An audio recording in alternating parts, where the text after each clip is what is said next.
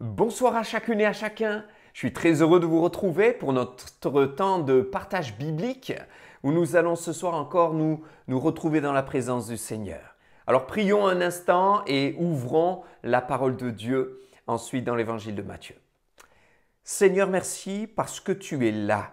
Merci aussi pour ta bonté de chaque jour et ta fidélité qui dure de génération en génération et d'âge en âge. Nous savons en qui nous croyons, nous savons sur qui nous nous appuyons, nous savons que ta parole est la vérité et c'est sur ta parole que nous voulons nous appuyer. Au nom de Jésus, bénis cette soirée. Amen.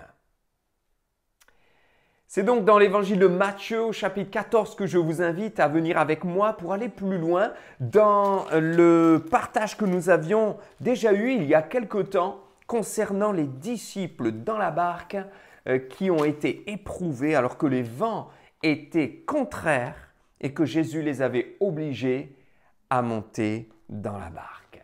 La foi a été prouvée, la peur en pleine tempête s'est manifestée, mais le Seigneur a calmé la mer.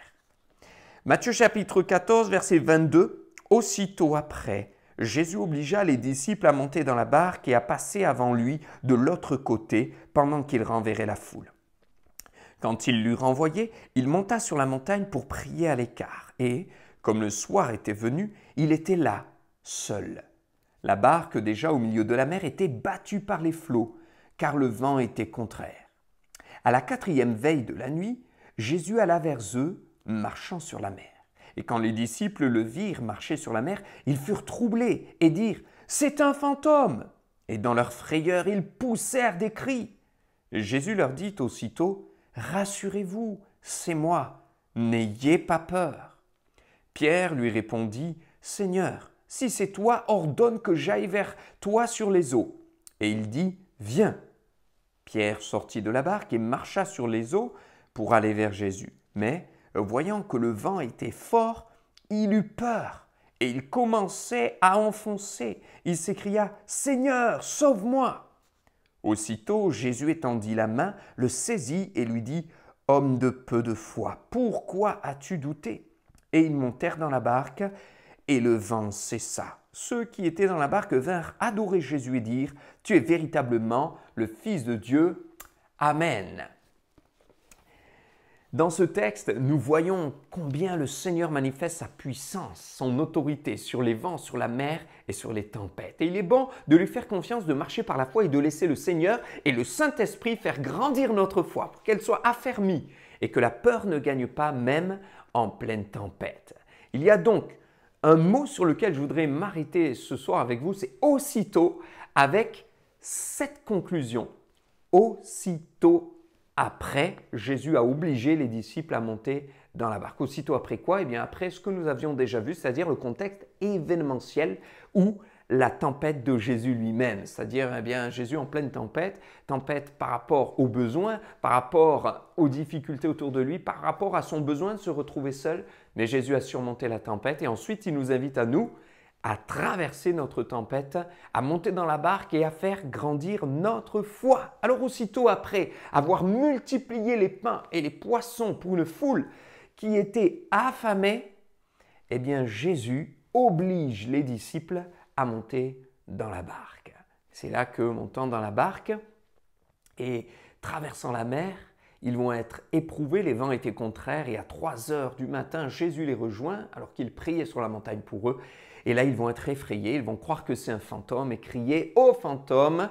Et plein de frayeur, leurs hurlements vont faire dire à Jésus « Rassurez-vous, c'est moi, n'ayez pas peur. » Voilà, alors Simon, Pierre va lui dire « Mais si c'est toi, ordonne que je vienne. » Jésus lui dit « Viens !» Il marche sur l'eau, mais ensuite il a peur voyant que les vents étaient forts. Encore il a peur et il s'enfonce. Voyons ce aussitôt, plein d'enseignements. Le premier enseignement, c'est que juste après la multiplication des pains, aussitôt après, Jésus oblige les disciples à monter dans la barque. Et ça nous enseigne que le Seigneur ne veut pas que nous restions sur nos victoires passées, sur nos réussites du passé. Et les disciples venaient de vivre quelque chose de phénoménal. Ils avaient été associés à la victoire et rendus participants au miracle, puisque c'est eux qui distribuent les pains et les poissons, et en distribuant, ils vivent le miracle de la multiplication. Mais aussitôt après, le Seigneur leur dit, maintenant il va falloir que votre foi grandisse et soit exercée. Alors allez-y, montez dans la barque. Aussitôt après. Voyez, les disciples auraient pu se gargariser d'une victoire, d'un miracle, parce que quand même, quand on distribue des pains et que sous nos yeux, on voit les pains se multiplier et une foule de milliers de personnes être rassasiées, on ne peut être qu'émerveillé. Vous savez, nous, humains, on aurait vite fait de s'enorgueillir et de se réjouir dans la chair de ce qu'on a été participant à un immense miracle ici sur la terre et aux yeux de milliers de personnes. Mais ce n'est pas ce que le Seigneur veut. Le Seigneur veut nous amener à être beaucoup plus profond et à aller beaucoup plus loin. Alors il n'attend pas, mais aussitôt après, il leur dit maintenant, on va éprouver votre foi. Et on pourrait se poser la question, quelle est notre position? Quelles sont nos paroles? Quel est notre raisonnement? Est-ce que nous sommes sans cesse sur nos victoires du passé? Est-ce que nous sommes sans cesse tournés vers nos miracles du passé, les guérisons qu'on a vécues dans le passé? Certes, il ne faut pas les oublier, c'est important. Hein? David disait « Je compte les bienfaits de l'Éternel et ils sont en trop grand nombre pour que je puisse même les compter et les dénombrer. » Donc il n'oublie pas. Et on doit se souvenir de ce que le Seigneur a fait. Mais on ne doit pas sans cesse regarder au passé, sans cesse rester sur le passé. C'est bien de dire « Seigneur, tu m'as guéri il y a 15 ans » et de témoigner de cela. Mais c'est encore mieux de vivre une nouvelle guérison aujourd'hui. C'est bien de dire « J'ai fait une expérience il y a 23 ans. J'ai été baptisé du Saint-Esprit il y a 17 ans. » Oui, mais qu'en est-il aujourd'hui? Et le Seigneur veut nous poser la question de notre foi aujourd'hui, de notre confiance en lui aujourd'hui, et nous dire, voici, il y a eu des choses dans le passé, et tant mieux, et gloire à Dieu, mais qu'en est-il aujourd'hui? Je ne veux pas rester éternellement et sans cesse sur le passé, sur des victoires du passé, sur des joies du passé, sur les gloires du passé, mais je veux vivre ma foi dans le présent et pouvoir proclamer dans mon présent que Dieu ne change pas et qu'il est puissant. Amen. Le deuxième enseignement de ce aussitôt, eh bien, c'est que le Seigneur veut nous amener à comprendre aussi qu'il nous faut être prudents. Il nous faut être prudents. Aussitôt après la victoire sur la terre, il y eut une tempête et des vents contraires sur la mer. Donc parfois, on est encouragé, c'est merveilleux, on doit se réjouir, dire merci au Seigneur et rester simple de cœur comme un enfant, mais ça n'occulte pas la vigilance que nous devons avoir. Jésus avait dit « Veillez et priez afin de ne pas tomber en tentation. Veillez et priez afin d'échapper aux choses qui arriveront. Veillez et priez. Soyons prudents. Après une victoire, une bonne nouvelle, une joie, cela ne doit pas enlever la garde que nous avons. Cela ne doit pas enlever la prudence que nous devons avoir. Mais nous restons vigilants et prudents parce que après une grande victoire, il peut y avoir une grande tempête qui arrive ou une grande épreuve. Mais si nous sommes prudents, nous serons prêts à l'affronter sereinement. Ne nous relâchons pas. Vous savez, c'est ce relâchement coupable qu'on peut avoir dans différentes situations. Un jeune étudiant qui a obtenu son examen, il se réjouit et tout à coup, c'est le relâchement excessif, c'est la fiesta et on fait n'importe quoi et après, on le regrette. Non, ne nous relâchons pas. C'est le relâchement de quelqu'un qui fait des efforts dans le régime pendant plusieurs mois pour perdre du poids et retrouver une santé plus équilibrée. Et le jour où il la retrouve, le jour où il atteint son objectif, il est tellement heureux qu'il se relâche et quelques jours après, il a déjà repris malheureusement plusieurs kilos et effacé un petit peu déjà de nombreux efforts de plusieurs semaines. Donc deuxième enseignement, ne nous relâchons pas. Troisième enseignement du aussitôt, eh bien c'est que le Seigneur veut nous amener aussi à comprendre que parfois, notre cœur n'est pas prêt à vivre de grandes choses qu'il voudrait pourtant que nous vivions. Et nous sommes spectateurs de la bénédiction des autres, alors que Dieu voudrait que nous soyons acteurs de la bénédiction dans laquelle il veut nous emmener. Autrement dit, les disciples avaient vécu quelque chose de grand en voyant les autres être bénis, et notamment la foule qui avait été nourrie, et notamment la foule qui avait vécu la multiplication parce qu'ils avaient faim. Et quelque part, le Seigneur dit, et maintenant, vous et votre foi. C'est bien de voir les autres être nourris, de voir les autres être bénis, et d'y croire pour eux, et de le voir pour eux, voire d'être participants pour eux, comme les disciples l'ont été. Mais le Seigneur dit, maintenant je veux que tu le sois aussi pour toi dans ta situation. Parfois, il y a des gens qui ont la foi pour les autres, et une grande foi pour les autres. Mais dès qu'il s'agit de leur situation, de leur vie, de leur tempête, des vents qui leur sont contraires, ils n'y croient plus. Alors le Seigneur a dit aux disciples, voyez, vous avez été rendus participants pour que la foule de gens soient nourris, et que la foi étant exercée, ils vivent le miracle, mais maintenant, je veux que votre foi à vous grandisse. Alors, vous montez dans la barque et vous allez voir ce que nous allons vivre. Mes frères et sœurs, n'ayons pas la foi que pour les autres, que dans la situation des autres, mais aussi dans celle dans laquelle et dans lesquelles le Seigneur nous conduit à nous. Devons aussi comprendre l'importance pour un quatrième point maintenant et un quatrième enseignement, de passer de la théorie à la pratique. Le aussitôt nous enseigne que Jésus ne veut pas que nous soyons des chrétiens de parole, qui restent toujours dans les discours, mais que nous soyons des chrétiens du pratique, de concret, des chrétiens de la foi, une foi du cœur, qui vivent réellement, pratiquement leur foi. C'est bien d'avoir des théories, mais ensuite il y a la pratique. Alors en théorie, on voit les autres, on entend parler, on sait que Dieu est grand, c'est bien. Mais ensuite, la pratique, c'est quand nous-mêmes, nous sommes dans la barque et que les vents sont contraires. Passons de la théorie à la pratique. Il y a des versets qu'on connaît par cœur, mais est-ce que tout simplement on les vit? Quand Jésus a dit « Je suis avec vous tous les jours jusqu'à la fin du monde, n'ayez pas peur », c'est bien, mais est-ce que déjà je le vis? Cette confiance qu'il est avec moi. Quand je connais par cœur ce verset, si tu crois, tu verras la gloire de Dieu. Mais est-ce que déjà je crois? Quand je connais ce verset par cœur, car Dieu a tant aimé le monde qu'il a donné son Fils unique afin que quiconque croit, est-ce que je le vis déjà? Est-ce que je crois tout simplement qu'il est mon sauveur, qu'il m'a pardonné, qu'il m'a purifié? Une foi pratique, de la théorie à la pratique. Amen. Cinquième point, Jésus les a obligés. Alors ça doit quand même nous interpeller, mes frères et sœurs. Jésus a obligé les disciples à monter. Aussitôt après, donc, il les obligea à monter. Mais s'il les a obligés, ça veut dire qu'ils ont dû parlementer, discutailler, que ça n'a pas été si simple pour Jésus que de les convaincre à monter dans la barque. Pourtant, c'était sa volonté. Et on doit se poser la question, le Seigneur n'a-t-il pas trop souvent de mal à nous convaincre? À nous convaincre de faire quoi? De faire ce qu'il nous demande de faire. Parfois, Dieu nous demande quelque chose de simple. Et on est là, on discute, on parlemente parce qu'on n'a pas envie.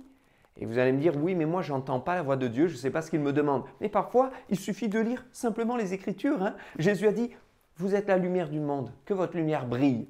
Voilà, il nous demande de briller. C'est simple, voilà ce qu'il nous demande, voilà ce qu'il te demande. Est-ce qu'en toute simplicité, on est prêt à obéir? Les disciples n'étaient pas faciles à se laisser convaincre. Ça doit nous interpeller. Car la qualité de notre foi se reconnaîtra à la profondeur de notre soumission à Dieu.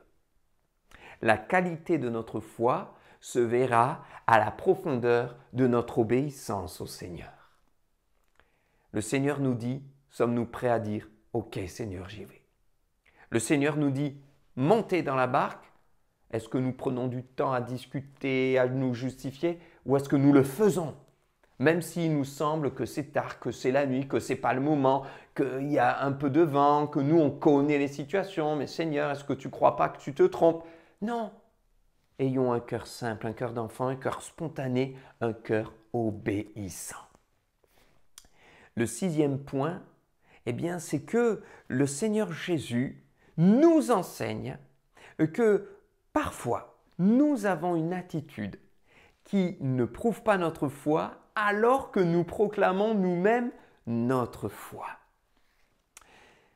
Lorsque nous sommes spectateurs de la grandeur de Dieu et que nous le voyons agir et que nous le voyons encourager les autres, que nous comprenons qu'il veut nous conduire à nous aussi sur ce chemin de foi et de victoire. Lorsque nous voyons que le Seigneur veut nous faire passer de la théorie à la pratique et qu'il nous demande de veiller à nos victoires, d'être prudents parce que les lendemains de nos victoires peuvent engendrer aussi de grandes épreuves et de grandes tempêtes. Eh bien, nous pouvons réaliser que finalement le Seigneur cherche à nous faire sortir de nos zones de confort parce que c'est le seul moyen de faire grandir notre foi. Alors c'est bien de vivre quelque chose sur la terre, mais sommes-nous prêts à accepter l'épreuve sur la mer?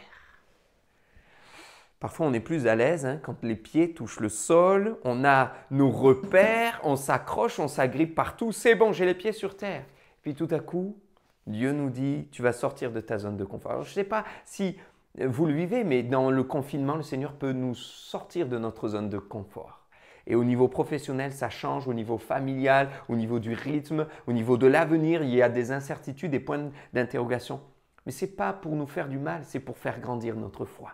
Acceptons la sortie de nos zones de confort pour la croissance de notre foi en celui qui est fort. Amen. 7e et dernier point, eh bien c'est de ce aussitôt, c'est que aussitôt, donc après, le Seigneur les obligea à monter dans la barque avant lui, pendant qu'il renverrait la foule. Extraordinaire.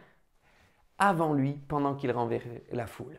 Voyez comme leur foi a été mise à l'épreuve, c'est que le Seigneur les a obligés à monter, mais il les a obligés en disant, vous passez avant moi et pendant ce temps, moi je renvoie la foule. Autrement dit, le Seigneur est en train de dire, vous y allez seul.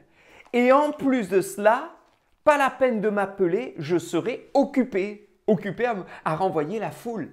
Et c'est là que Dieu veut faire grandir notre foi. Et vous savez, c'est un petit peu comme ces petits-enfants.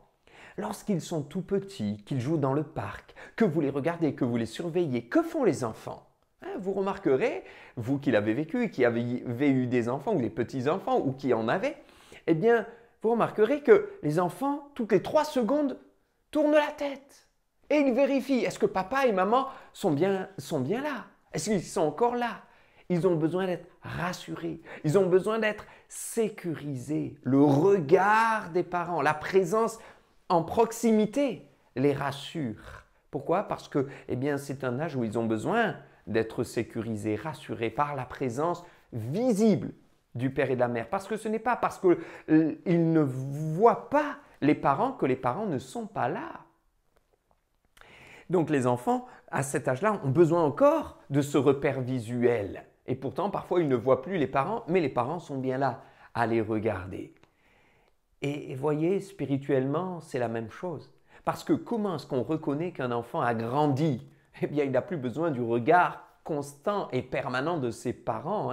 Et vous pouvez savoir que même à la préadolescence et à l'adolescence, les enfants ne veulent plus même du regard des parents. Et quand ils sont avec leurs amis, ils demandent à leurs parents souvent « Reste loin, laisse-moi aller seul ». Ils n'ont plus besoin, ils ont grandi. Voilà, ils ont grandi.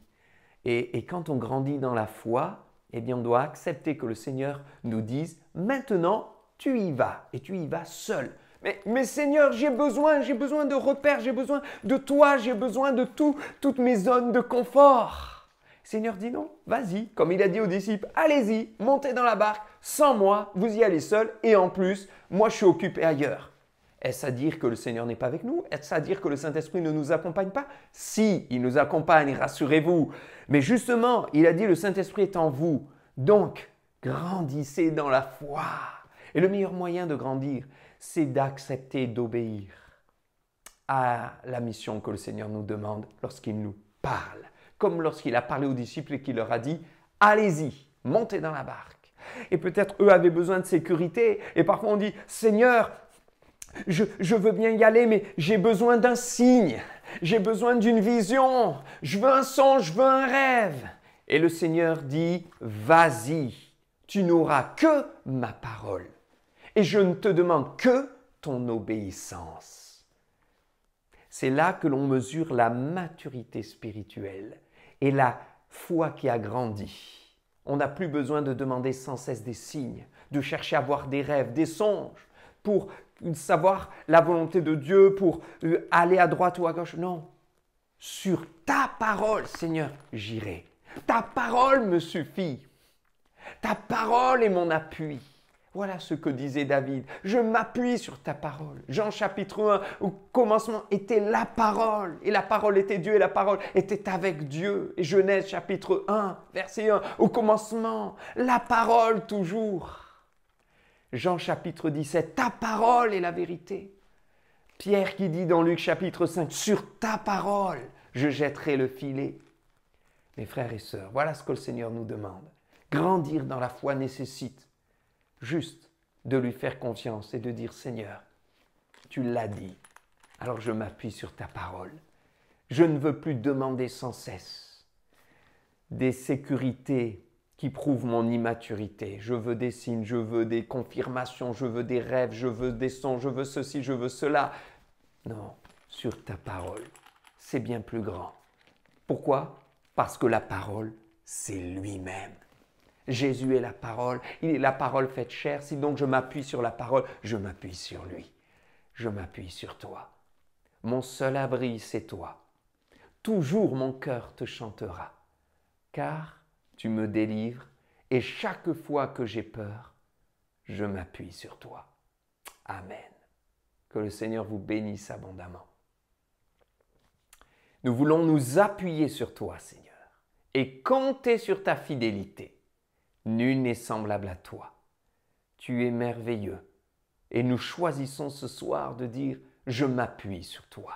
Bénis mes frères et sœurs et donne-leur cette force, cette foi profonde. Donne-nous, Seigneur, de grandir dans la foi et d'accepter ces petites paroles, ces mots simples, aussitôt, qui nous enseignent tant. À ton nom soit l'honneur, la gloire et la louange, toi qui nous aimes, éternellement et à jamais. Amen. Soyez puissamment, pleinement et abondamment bénis. À très bientôt. Bonne soirée.